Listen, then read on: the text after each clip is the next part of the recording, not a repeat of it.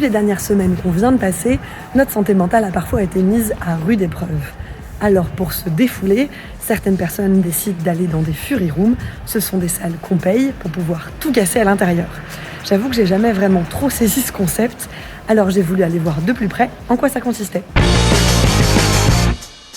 Ça fait 7 ans qu'on a ouvert. Tout au début, dans les premières années, c'était majoritairement des femmes qui venaient, 70-30. Et là, vraiment, ça s'est un petit peu réparti. On est sur du 50-50. On a de tous âges. C'était tout nouveau, donc on a eu des gens qui sont venus pour des problèmes de couple ou où il y a les psys qui leur ont dit de venir, ça leur a fait du bien et tout. Et maintenant, c'est vraiment des VJF ou tout ce qui est comité d'entreprise. Voilà, on est vraiment pour s'amuser. Même si les gens arrivent, ils sont un peu pas dans le mood, ils se disent ouais, ça va pas m'intéresser et tout. Vraiment, quand ils ressortent, ils ont le smile et ils sont très très contents d'être passés dans la Fury. Ok, moi aussi je vais tester pour voir si ça peut me plaire. Je me mets en tenue. C'est parti, on y va!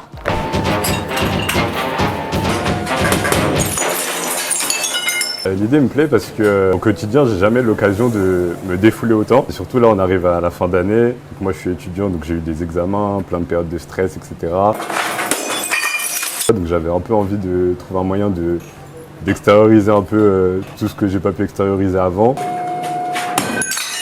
Au début, je me suis quand même dit est-ce que c'est vraiment bien de tout casser comme ça? Mais après, on se lâche et voilà, ça y va tout seul. Tu pensais à quoi en fait? Alors, moi, il faut savoir que je sors un peu d'une rupture amoureuse, donc je pense à mon ex malheureusement.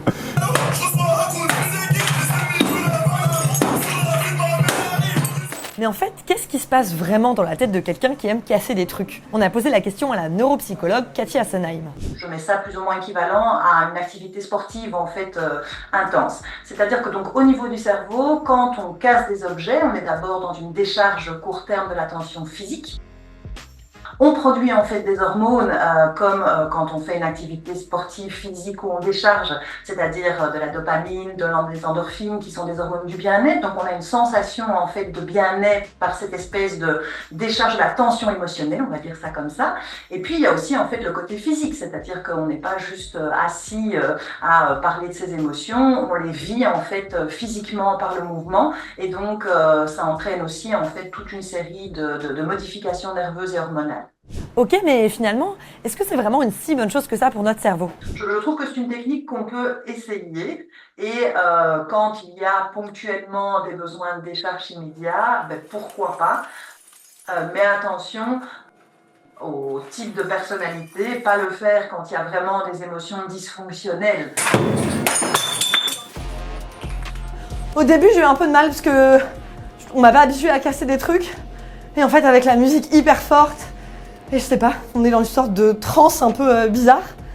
Et ouais, ça fait du bien. Je suis contente d'avoir testé. Franchement, depuis le temps que je me disais, mais qui sont ces gens qui testent? Maintenant, je comprends pourquoi des gens testent. Je sais pas si je le referai, mais en tout cas, j'ai compris.